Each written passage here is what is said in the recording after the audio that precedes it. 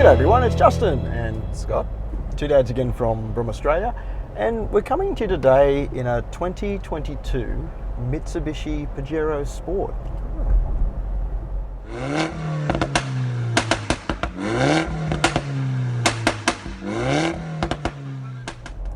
Okay mate, welcome to our first Mitsubishi on the channel. Yeah, it's exciting. Yeah. Yep. Now mate, the Pajero Sport is Mitsubishi's sort of, rugged family SUV. It's got an old school sort of body on ladder chassis setup. So it's designed to take a bit of punishment if you want to go into the great outdoors. Yes. All Pajero Sports in Australia come with a 2.4 litre 4-cylinder turbo diesel, which puts out about 133 kilowatts at 3,500 RPM and 430 Newton meters at a low 2,500 RPM. And they all come with an 8-speed auto transmission, and some models are available in either 2-wheel drive or 4-wheel drive. Yep. Now the range starts off with a 5-seat GLX model, which is available in 2-wheel drive or 4-wheel drive. And this one has a list price of $43,940 for the 2-wheel drive, and the 4-wheel drive version is about $5,000 more. The one that we're in today is the mid-range 7-seat 2-wheel drive GLS model, which has a list price of $48,690, and the 4-wheel drive version of this one is about $5,000 more too. For an extra $2,000 more, there's a 4-wheel drive deluxe version of the GLS, which comes with front powered seats, leather trim, and a multi-around monitor, which is Mitsubishi's name for a 360-degree camera. Then there's the luxury version called the Exceed, which is 7-seat and 4-wheel drive only, and that one is $59,190. And finally, oh goodness, there's a new sort of sporty version of the Pajero Sport called the GSR, which has blacked out trim, black wheels, and this one is $60,940. So it's a pretty big range. That's a lot of decisions for everyone to make, isn't it? In between the base model all the way up. So good luck with that, everyone. Yep. Okay, but looking at the specs for the GLS that we're in today, it comes with a few family-friendly features, such as the third row for 7 seats. It's got 18-inch wheels with a full-size spare alloy wheel as well. Yes, that's good. An 8-inch touchscreen with sat-nav, DAB. It's got Apple CarPlay, Android Auto, but it's a wide setup. It's wide. Yes. It's got a power tailgate, dual zone climate control, keyless entry, auto headlights, auto wipers, adaptive cruise control, and a rear camera and rear parking sensors. Okay mate, now you've had the Pajero Sport for a bit this week. I have. Give us your impressions, what do you think? Yeah, I was able to take it for a longish road trip, which was really good to put it through its paces. So first impressions when I got into it, probably, you really step up into this vehicle, and you said it in the intro about it's the rugged, rugged car that Mitsubishi put out. That's exactly how I saw it, right? It's a bit of a car that you could take bashing around. You'd expect it to handle almost anything you want to throw at it, right? And it sort of feels that way when you approach it. It sits high up on the road. It's actually a bit of a step up into the car. You sit up very high. So that sort of stuff sort of probably met my expectations I was thinking of to start with.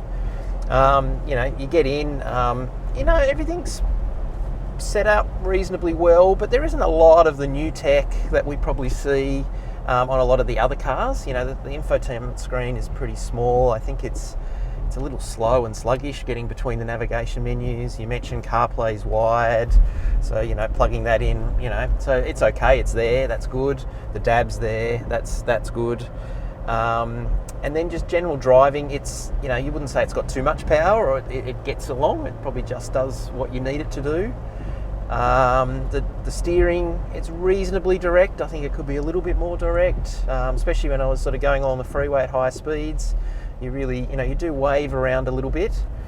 When I got it on the roads like that, When I got it on the roads outside of Sydney in the country and stuff, it was really good. Handled all the hot potholes and everything really well. I think it doesn't ride on sort of so much all-terrain tyres, but sort of some country tyres, so a bit of a hybrid city country tyre. But that was quite quiet driving along, so it wasn't too noisy in the cabin. That was pretty good. So yeah, there's some fors and against there, I think.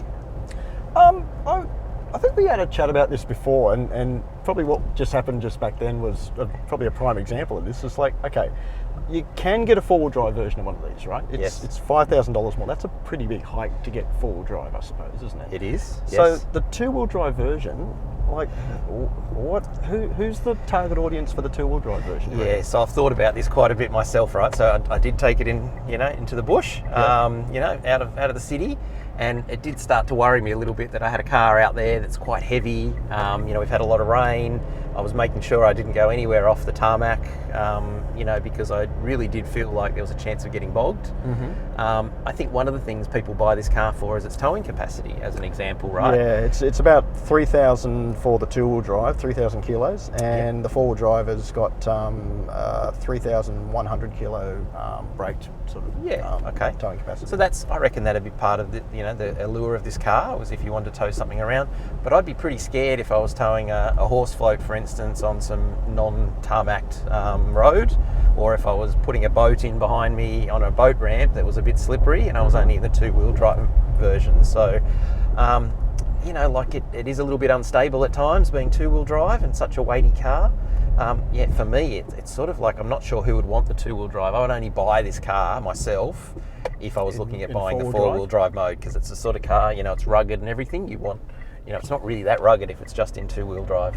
Okay, all right. I guess it's a price thing, I suppose, too. I mean, if you need a 7-seat, you want to do a little bit of off-roading, but not serious off-roading, maybe the two-wheel drive would suit that. Yep. Don't know. Yeah, it may be a market there, but I think it's a smaller market. Yeah. Yeah. And just talking about that third row of seats for the passengers 6 and 7, it is really for quite young children, isn't it? Because there's not much leg room at all there, and if there was any adults in there, it'd be for a very short trip. So just noting that as well. Yeah, mate, you sat in the back. Yes. Give us your impressions about sitting in the back here. Well, I think even just getting in and out of the second row, it's a fairly big step up, and it's a bit of an angle, so it's not that easy for, if you had some elderly people trying to get into the back, I don't think they'd be able to get into that second row. At least it's got side steps too. It does have side steps, got a big grab bar, Yeah. That's quite good, but you do need all of that to get into that second row. And the third row, you need to be sort of younger and more agile. I struggled a little bit to get in there. Yeah. But but you can get in there, and that's common with a lot of the third row seats. I wouldn't say that's particular to this car. Yeah. Boot space, mate. I know that you went up to the farm and everything. How was the boot space in this thing? I know you have to fold the 7 seats down to get some boot space, don't you? You do, yes. Otherwise, you don't have much at all. A couple of bags of groceries at most, sort of thing, in the back. It's okay. Took a little while just to work out how to get the seats down and everything. You have to pull a couple of buttons and doing things in the right order. But was able to work that out. And then the space itself, I suppose when I look at the car from the outside, it looks like a big car. I didn't feel like the boot space was overly generous compared to the size of the car. I was expecting it to be a little bit bigger, but it's still reasonable. In terms of family friendliness for the kids, though, I noticed in the back, like you've got vents in the roof for the second row here. You can actually control it too with the switch up there, the fan speed and everything like that. Plus. That's pretty yes, good. Absolutely. Yep. But also too, did you notice that it's got a 240 volt outlet at the back here? It's got USBs, but there's a 240 volt plug. Yeah, we've seen that in some of the EVs, but we hadn't seen it so much in a car like this that's in the actual back row. Yeah, so that's a great feature for this. Let's feel kudos for that. Okay, mate. In terms of the driving position, I think we both mentioned it is a pretty big car, isn't it? And the visibility. What did you think? Like, is it okay? I think the visibility for the driver in the front is really good. Yeah. Left and right, pillars. That's all right. None of that sort of stuff surprised me too much. Window at the back's a bit small than you get on some cars, but it was fine. Especially I suppose on the freeway, you're always checking out who's coming up on you and who you're about to overtake and things like that. So, I had visibility front and back really well. And I thought it did a good job of that on the whole. I think in terms of parking too, like it's got a camera and it's got rear parking sensors, but to get front parking sensors standard on the car, you've got to go up to, I think, the Exceed model. I think that's a bit of a, like for a car this size, really, it should have. If you're going to be using it a bit of a hybrid city and the bush sort of thing, which a lot of people I think who buy this car are probably looking at that, it's going to be a little tricky around the city without the front sensors, so you're going to have to be particularly careful. Yep. And just in terms of safety features, it's got autonomous emergency braking as standard, which is good, but probably showing the age of the car, there's no blind spot or lane change assist or rear cross traffic alert unless you go up to the Exceed version as well. And we see that in other cars at some base level absolutely entry level cars get that. Yep. Yeah, but it does have adaptive cruise control. I mean, and I really enjoyed it, to be honest. I mean, there's only 3 settings on it, 3 different. Sometimes on cars you'll see up to 5 or 6, sort of bit more granularity of how close you want to follow the cars in front. Yep. But that was a big win for me, and enjoyed using that feature while I was driving along. Okay, mate, in terms of value for money, it is a bit cheaper than what you think the competitors to this car would be. Like, I mean, if you look at this car, you might be looking at a Toyota Fortuner or a Ford Everest or a Isuzu MU-X. So I think it is pretty good value for money because it is a bit cheaper than those cars.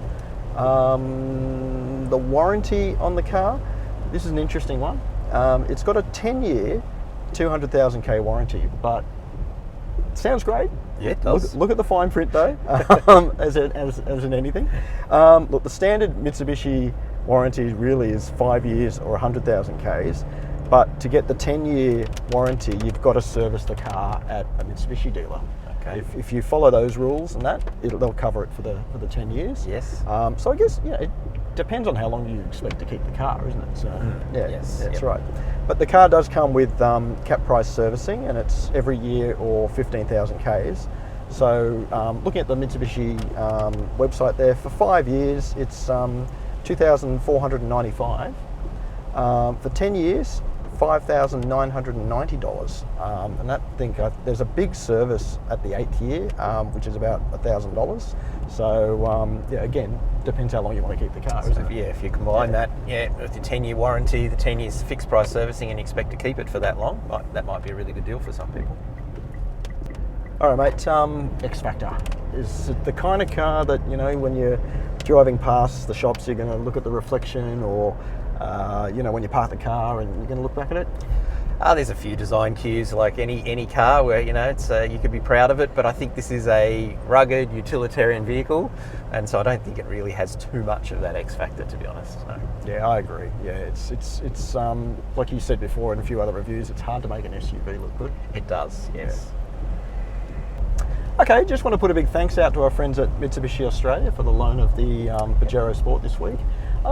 Look, it's probably good value for money because it's just an honest sort of SUV, isn't it? Like a 7-seat SUV. If you want something that's a bit more rugged, you plan to go do a little bit of off-road stuff and that, it's probably a good one to get because it feels pretty tough, doesn't it? So I think it does feel very rugged. It's an older model, so it's definitely been tried and tested. That sort of stuff. I think that's one to consider if you're looking more at budget car. Yep. Yeah, value for money. I think. Value for money. Yep. So. Anyway, just want to put a big thanks out to everyone for watching us, and thanks for the likes, the subscriptions, and everything else there, and more to come. Yep, sounds good. See you guys. See you later.